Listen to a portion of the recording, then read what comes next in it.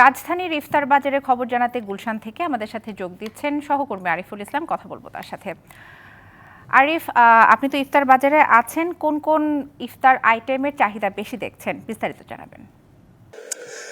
দিশা, মূলত হচ্ছে যে রোজার শেষ দিকে, তো সেক্ষেত্রে ক্রেতার সমাগমটাও খুব একটা চোখে পড়ার মতো নয়। কারণ এখানে আমি যে বনানী 13 নম্বর রোডে আছি, এইখানে বিভিন্ন রকমের ইফতারি সামগ্রী নিয়ে বসেছে দোকানিরা। দেখতে পাচ্ছেন আপনি, জিলাপি রয়েছে বিভিন্ন ধরনের এবং কি হালিম রয়েছে, পাশাপাশি ব্যতিক্রম চিকেন আইটেমের কিছু কাবাব রয়েছে। এই সমস্ত জিনিস এখানে সাধারণ ক্রেতাদের একটু জিজ্ঞেস করতে চাই যে এইখানটায় এইখানটায় ইফতারটা কেন কেনা হয়, এই ইফতার স্পেশাল কি আসলে পুরা ঢাকা শহরের মধ্যে সবচেয়ে বেস্ট রেস্টুরেন্টগুলো এখানে আছে।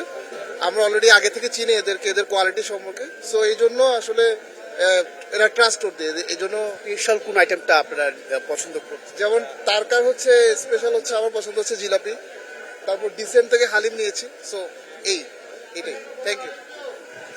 শুনছিলেন দিশা যে এখানে অনেকেরই বিভিন্ন বিভিন্ন যে রেস্টুরেন্টগুলো রয়েছে, প্রত্যেকটি রেস্টুরেন্টে প্রায় যে বনানী গুলশানের আশেপাশে যে রেস্টুরেন্টগুলো রয়েছে, তারা এই একত্রিত হয়ে একটি জায়গাকে কেন্দ্র করে তারা বিশাল বড় একটি এই ইফতারের বাজার তারা বানিয়েছেন। তো সেক্ষেত্রে দেখতে পাচ্ছেন যে বিভিন্ন রেস্টুরেন্টের বিভিন্ন আইটেম রয়েছে এই স্পেশালিটি।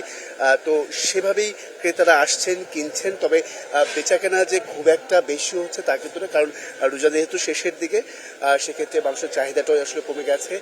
আর একটি কথা জানিয়ে রাখি যে বিক্রেতারা বলছেন যে এই শেষ। আরিফ, ধন্যবাদ আপনাকে।